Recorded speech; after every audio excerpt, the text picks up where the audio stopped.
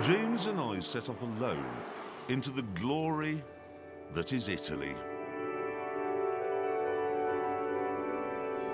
Oh my word, look at that view.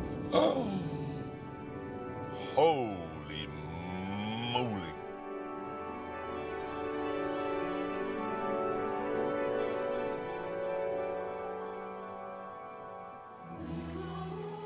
That evening in Verona, we dined well at a Michelin-starred restaurant.